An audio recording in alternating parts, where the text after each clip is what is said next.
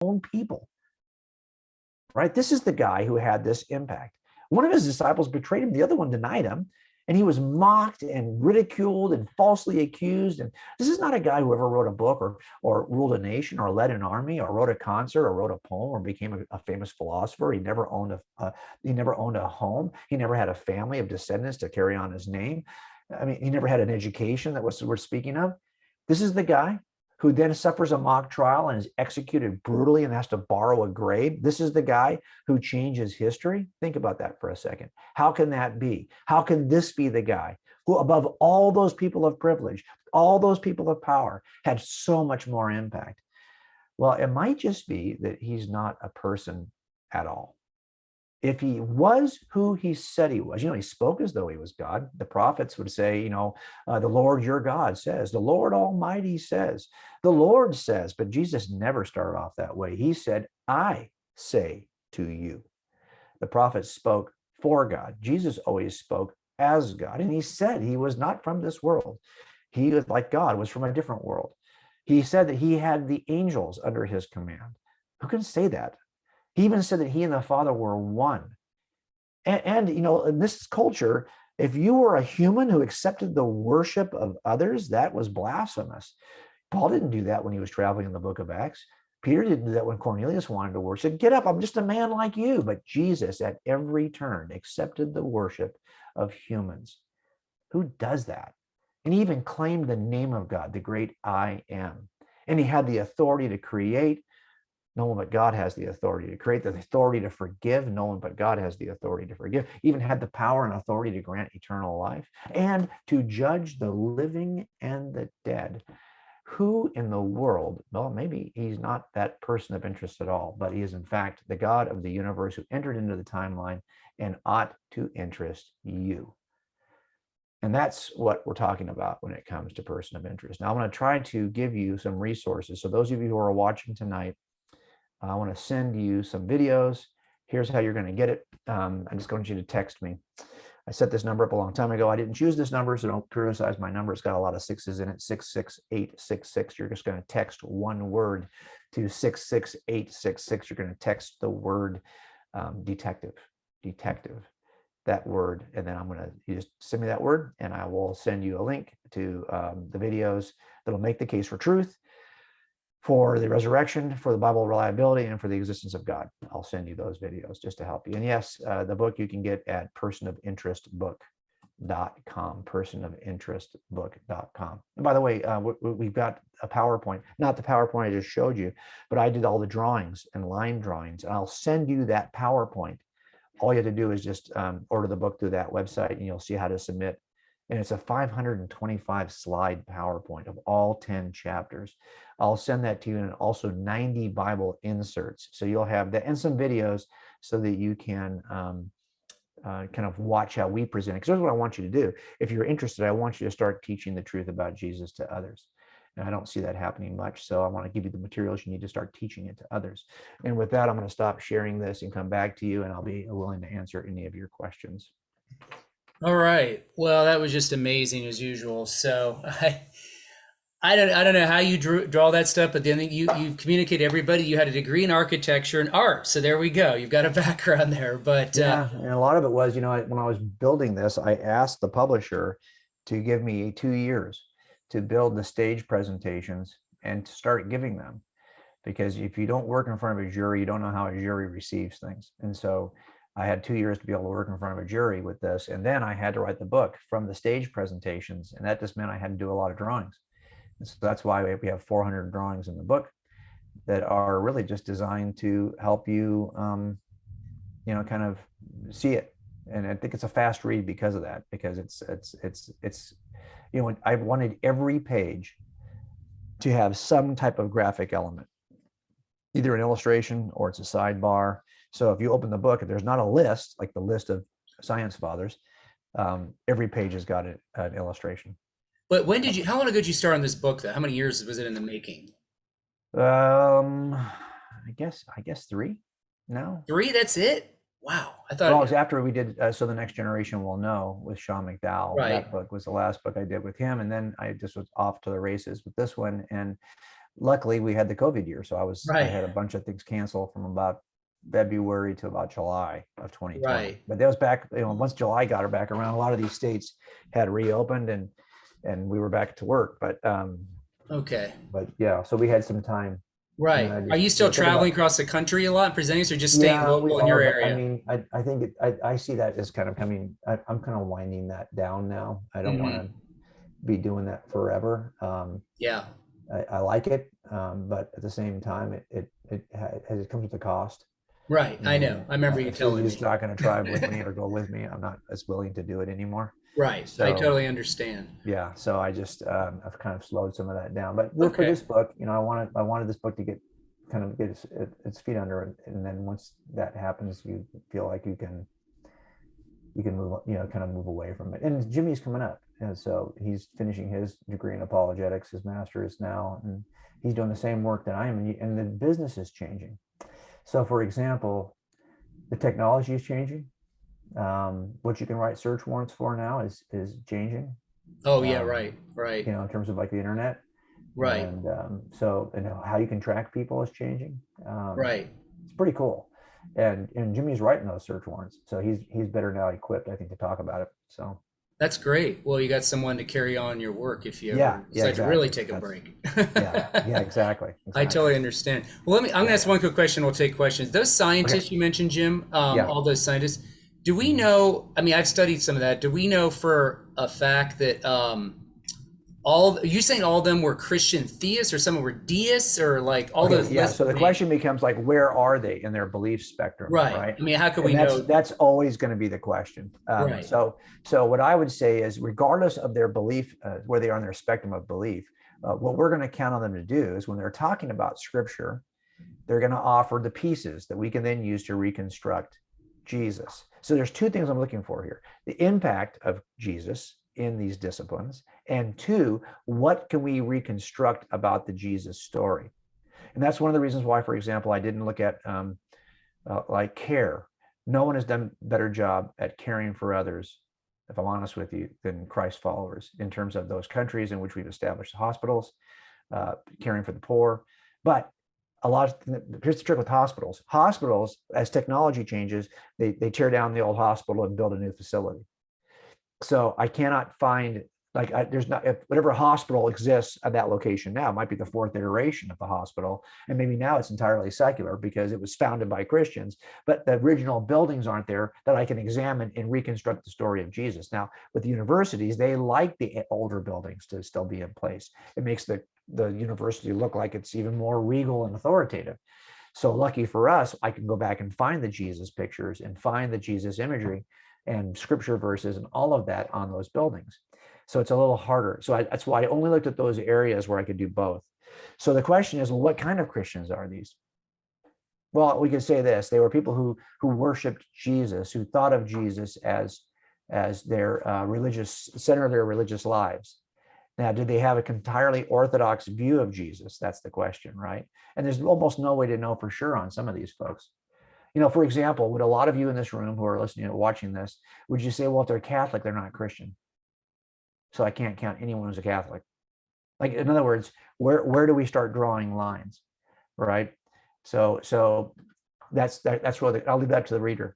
So what we tried to do in the book, and here's one they didn't talk about. I don't think I have a copy of the book here. I think I've given all mine away. Dang it.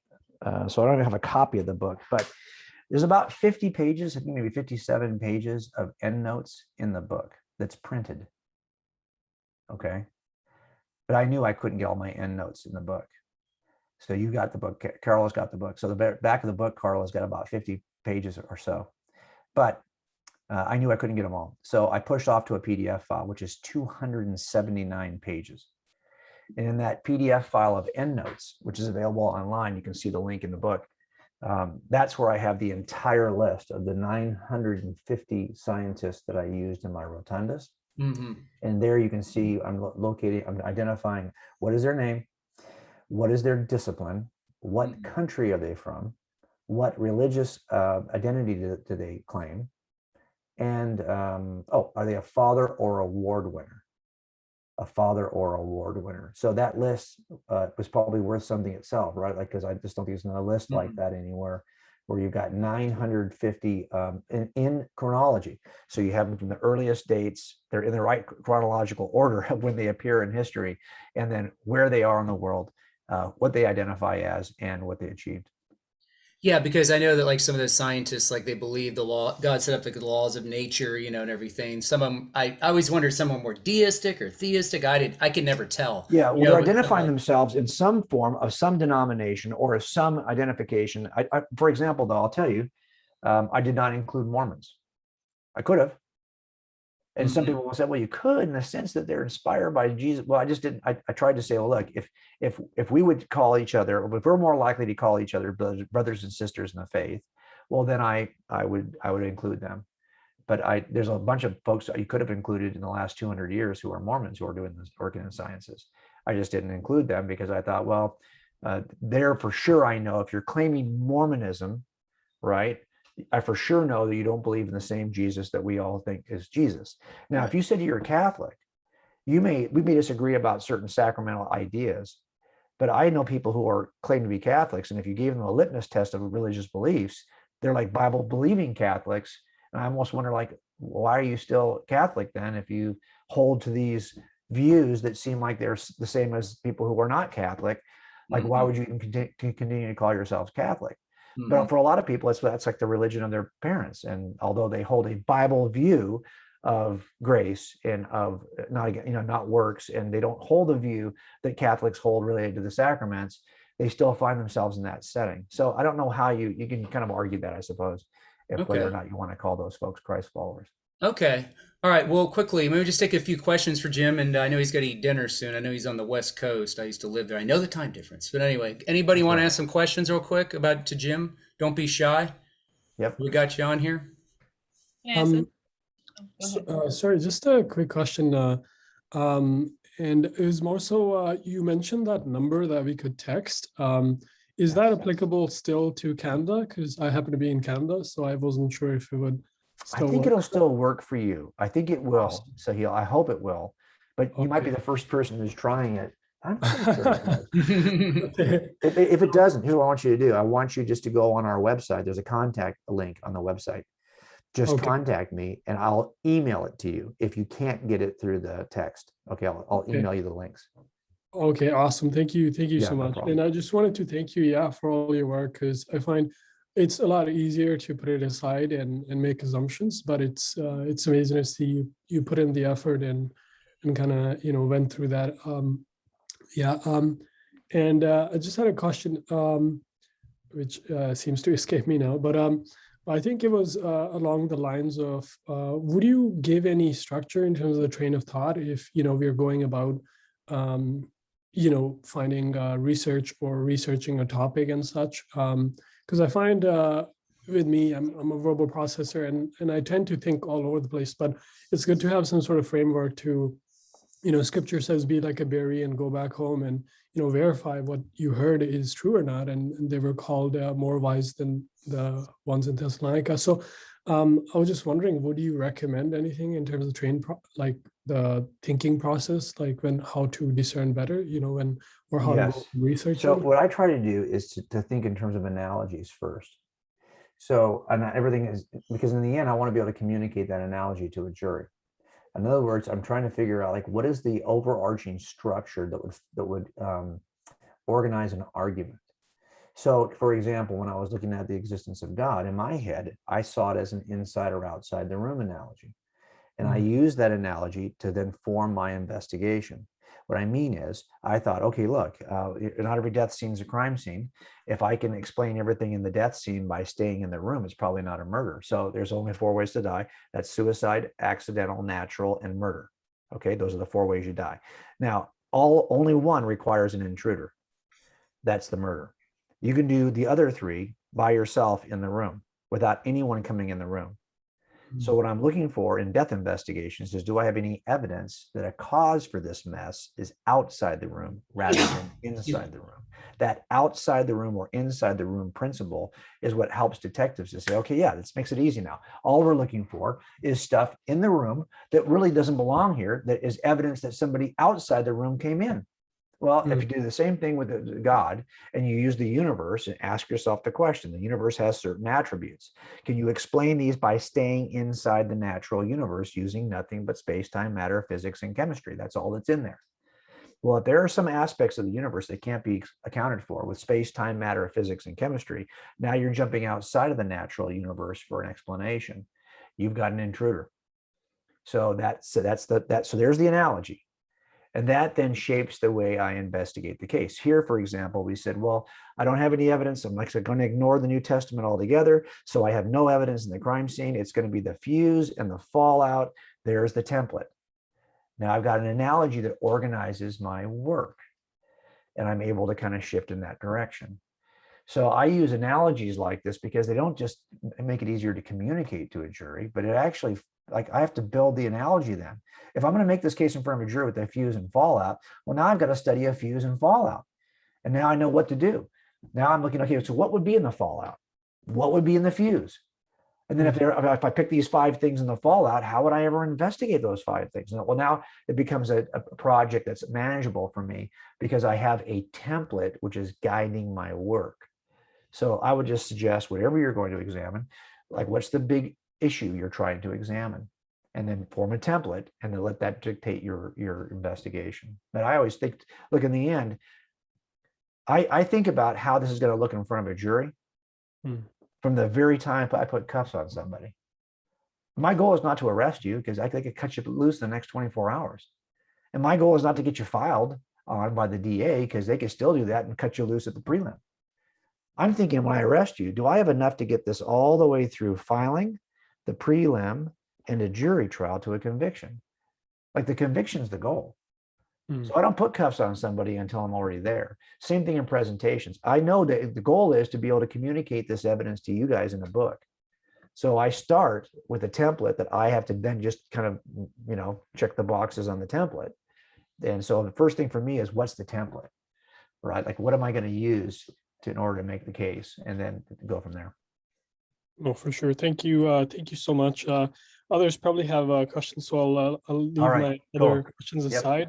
But yeah, thank you so much. That makes a lot of sense because you basically just have a structure in place which kind of helps guide you and direct you so that you're not running off course and that's exactly it.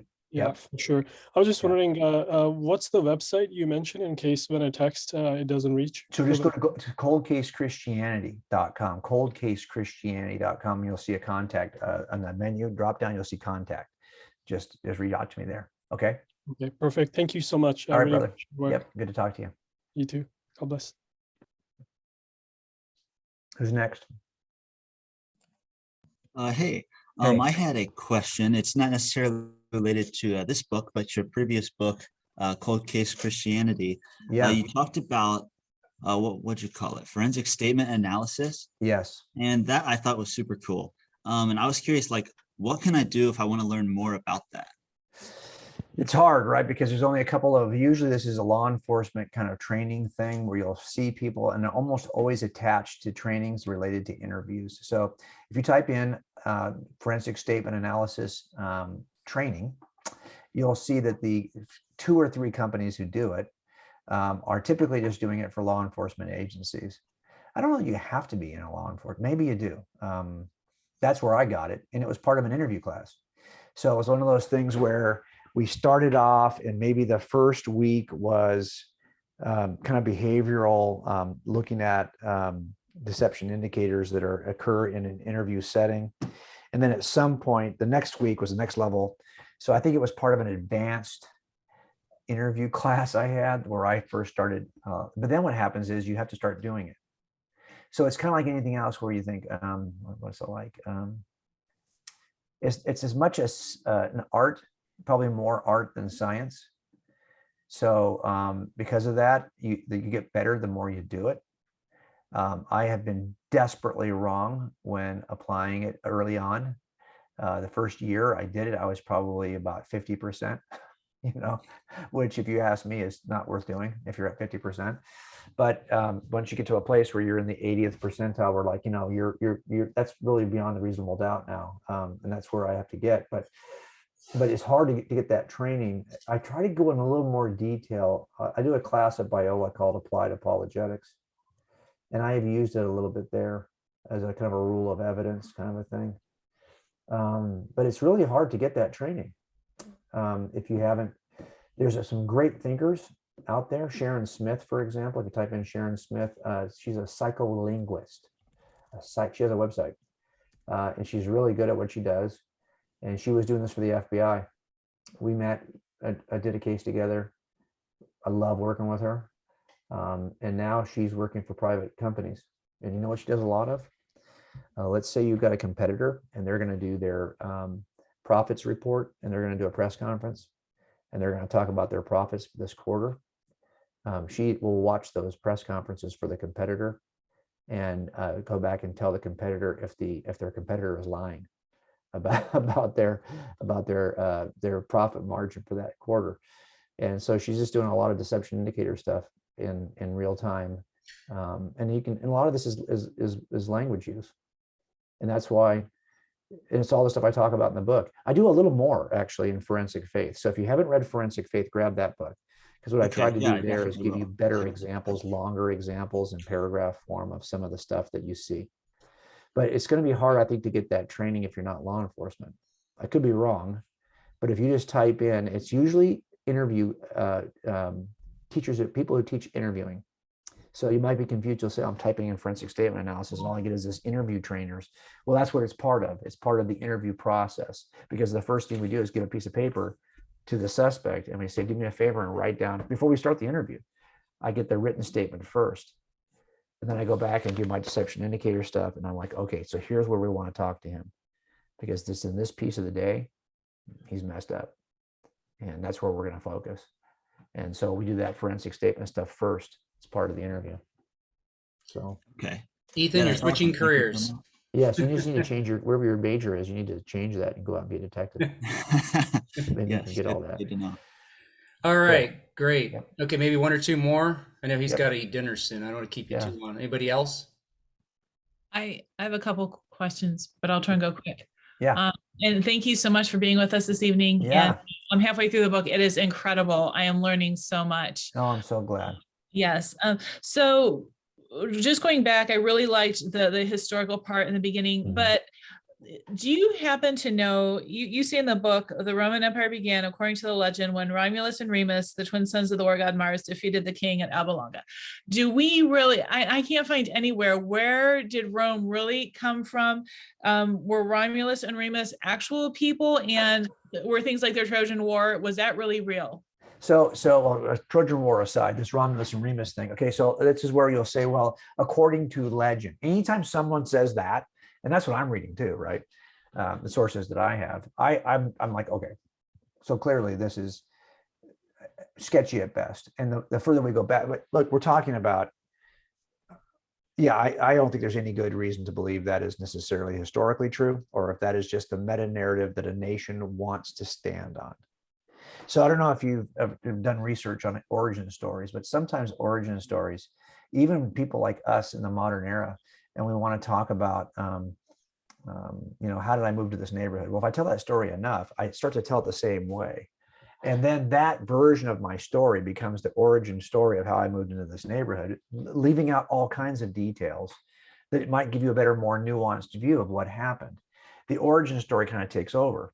And we have to kind of wonder, but this happens in mythologies. Does it happen with the Christian story? There's lots of things you could argue. It happens with a lot of origin stories. So I think what you see in these kinds of origin stories is I want to hold them with an open hand. So that's why I'll say, according to legend. Well, legend, you don't ever say that about Jesus. According to legend, Jesus was born here. According to legend, Jesus, no, that's different. We actually think that the Gospels are recording something that falls in what we would call history rather than mythology or legend.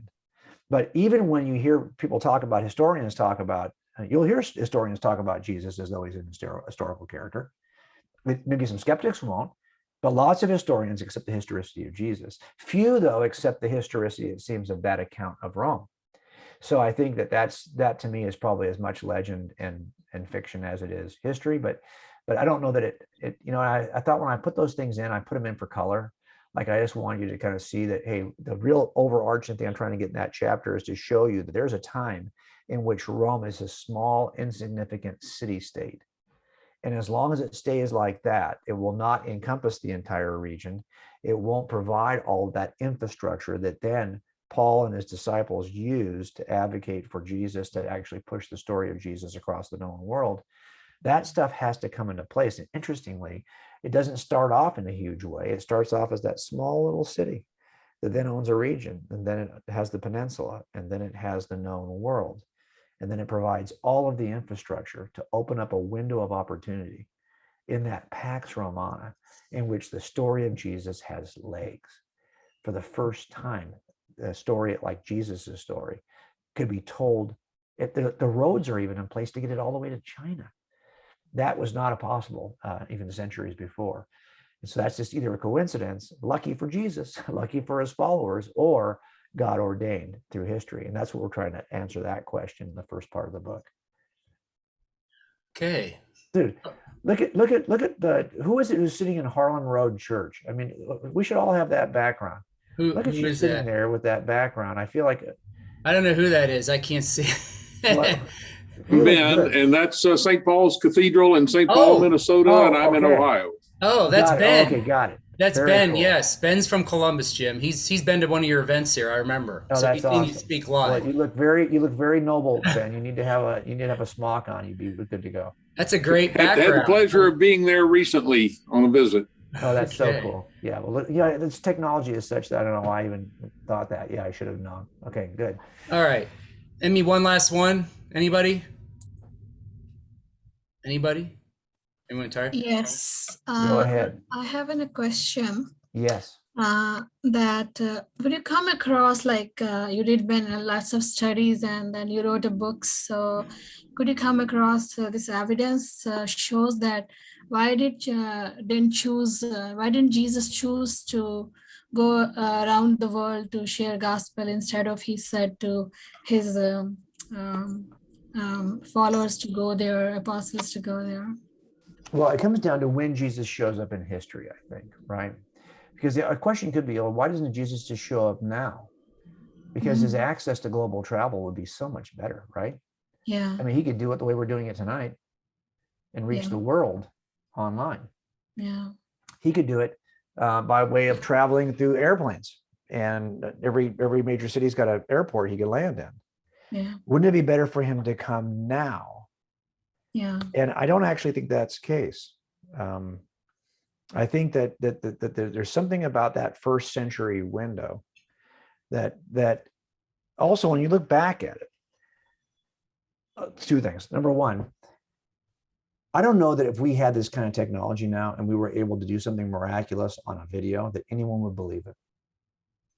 I think there's so much noise and so much skepticism that we don't believe when people are allegedly healing people today. We don't believe it. Oh, we read this guy, we rose him out of he was resurrected, and some religious healer resurrects somebody. We're all going, yeah, right. I think we have a level of skepticism today and division today, which makes it almost impossible to communicate. There's a book out that talks about how to be heard in a noisy world. Well, why is that so hard? It's brutally difficult right now. I don't know that it would be a better environment right now, but then in the first century, you had the ability. And also, could I look back and say to you, why doesn't it strike you as odd that this is the guy who changes the world? Yeah. Given the fact that he didn't have access to the world the way that you and I think he could have. Doesn't that make it even more remarkable? Yeah. We wouldn't be saying, hey, this is the guy today, if he's here today, who was able to reach 40 million people in a single broadcast. We'd be going, that's like normal. Like everyone can do that now. Yeah. But when you see what he did, given where he was in history, that's what's so remarkable. Here's why I think it actually speaks to the historicity and deity of Jesus. So can you think of a fictional character that has had the kind of impact that Jesus had? I mean, I've heard atheists argue this and say, well, yeah, well, look, people know about Luke Skywalker's been a narrative. Luke Skywalker, okay, if in 1,000 years from now, Luke Skywalker has changed those 5 aspects of culture the way that Jesus did, you might have a case. But I don't see that coming. Sorry, I'm not waiting, hold my breath on that. He will never have that kind of impact on those aspects of culture that Jesus had. So if there's no other fictional character who's had this kind of impact on human culture, there's a good chance that Jesus is not a fictional character. And if there's no other mortal human who's had this kind of impact on history, why would we think there's not also a good chance he's not another mortal human? There has to be at least something about the impact, given where he was in history, where he was in the world, and who he was as a man, that speaks to the fact he's not just a piece of fiction and he's not just a mere mortal. He's something bigger than that. And that's why I think Jesus comes when he comes, and why God would allow him to come at this time, at the time he came. And if you look at the book, there's a chapter in the book where I show you the fuse, and I overlap all of the windows of opportunity that actually overlap from the different aspects of the fuse. And you will see there's a window of opportunity in which someone can come and change the world. And it falls between about 29 BC and about 70 AD. And Jesus happens to stand right in the middle of that gap. He's the middle 33 years of a 99-year window. When I saw that, I said, man, that's just too coincidental.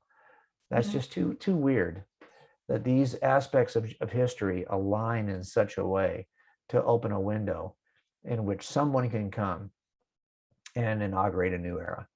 Yeah. And so I think that's why I think he comes when he comes. And yeah, you could argue he could have come 1,000 years earlier. He could have come 1,000 years later. But I don't think he would have had the impact that he had. This is why Paul talks about the fact that he comes in the fullness of time, that in the fullness of time, Jesus comes. Well, what does he even mean by the fullness of time? Well, that's what I try to talk about in the first 4 chapters of the book. Why is that century the right time for Jesus to come? And I think I didn't talk about any of that tonight, though. Okay. So I could have, I thought maybe I would include it, but I wanted to have this time with you guys. But I think in the end, there are videos out there. If you just search Person of Interest, J. Warner Wallace on YouTube, I've done a number of these for other YouTubers where I talk about what the time that leads up to the appearance of Jesus. Just look for that and you'll see it. Or the book has it, of course. So. Okay, great question. Jim, I'm gonna be honest with you. This last year with COVID, when COVID hit, with all the debates going on, I thought of you many, many times, and here's why. I said to myself, if I could just sit at lunch with Jim Wallace or have like a coffee with him, I would say, we've got a crisis of data. People are debating the data. We're having problems with research and data. And I thought, I like to get his input to say, I don't want to go in this like 20 minutes debate the data. I'm saying, what advice can you give to us as Christians where we're going wrong in the data we're getting to this whole thing? It seems like I don't want to get into like what's the right or wrong, but because there's just some tips we could, with your background, inferential reasoning. Okay, so is there something you see wrong? I mean, what's up with this? I'll give you the good news and the bad news. So the good news is it's doable. It is doable. The bad news is it takes way more time than most of you are willing to give it. Me too. So here's the challenge. The challenge is that we have a tendency to get our data from inferences, from the people making inferences. So there's a difference between facts and inferences, right? Yeah. There are facts.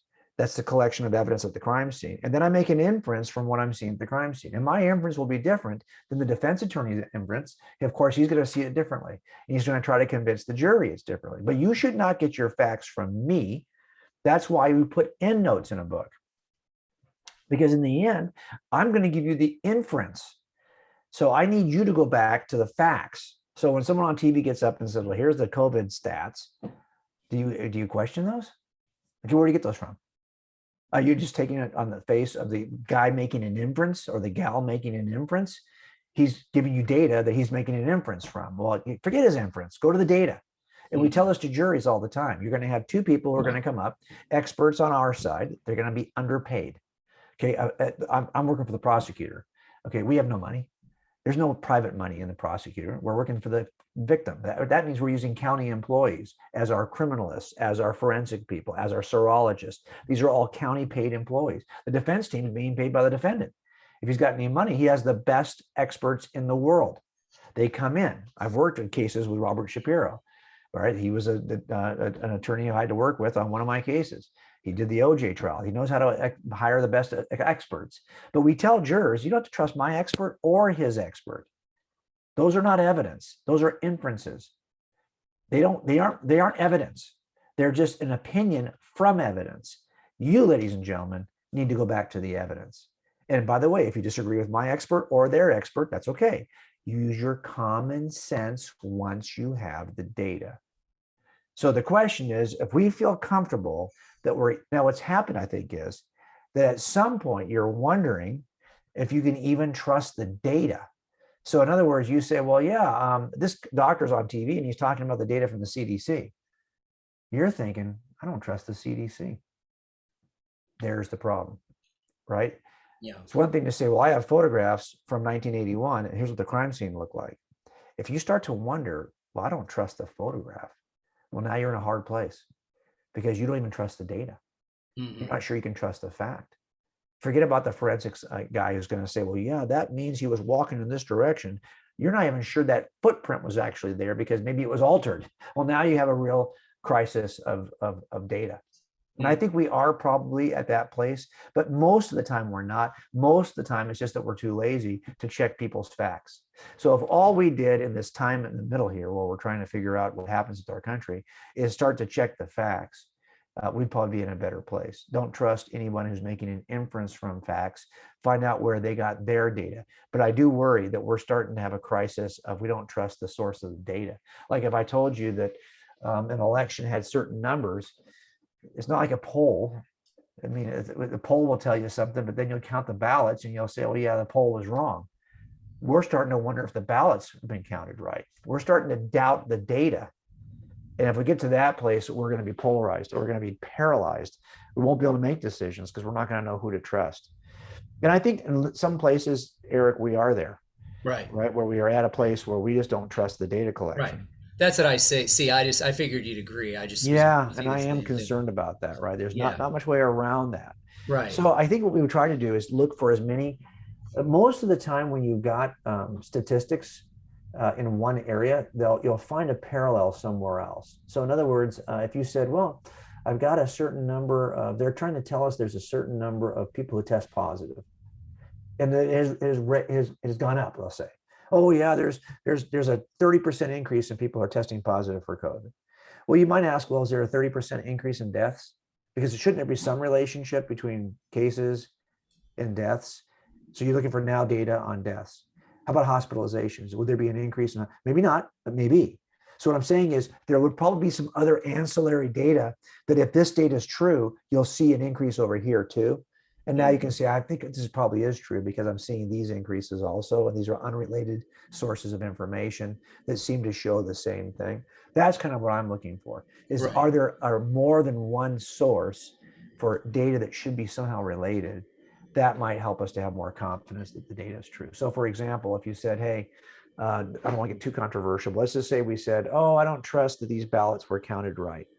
And it turns out that, and I now realize, well, it's not just happening in my state or my county, it's every county of my state and 40% of states in America. Do we really think the conspiracy is that large? Maybe it is. But the more data we have, it'll help us to make a decision, right, about whether we trust the data. So, yeah. Right. I agree. The data, it's a problem. Yeah. And then if you question some data, you're called a conspiracy theorist, of course. Yeah. And I try to resist, though.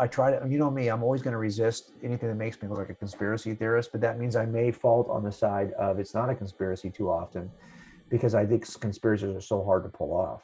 Right. But I'm less likely to believe in them. But do conspiracies occur? Yes. But they're almost always exposed at some point. Right. So it's the successful conspiracies that we worry about because we never catch them. Right.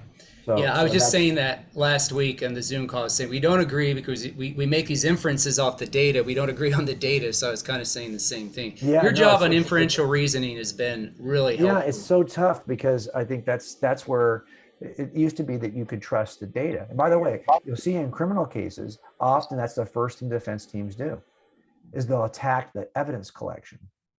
They want to get back, not from the inference, they want to get back to the data and say, you can't trust anything from the get-go. Right. And so that's really, I think, what we're seeing in culture. I think that's where we are, right? All right. Well, listen, we want to thank you so much. I can't even begin to thank you for what you're doing. I'm glad to be with you guys. Thanks, guys. I hope everybody gets this book. Please get it. It's out. You know, go to Jim's website, but it's an incredible resource. We're going to be using it more. But listen, Jim, God blessings and strength upon you and all you're doing. Eric. You got so much going on. And Eric, you're doing great work. I don't know if you guys realize it's not just, look at the website. Eric's doing a lot more than just the ministry there at Ohio State. So very few people have the kind of experience where they actually get to talk about apologetics with the generation that matters the most. But Eric gets to do that all the time. So please, all you guys who don't even know about his website, his web presence, be following Eric, and you're going to learn a lot from him. So Jim, I'll follow up with you, but thank you for being with us. God bless you. All right. Everyone, later. I'll follow up with you with the recording. Thank you. God bless. Bye.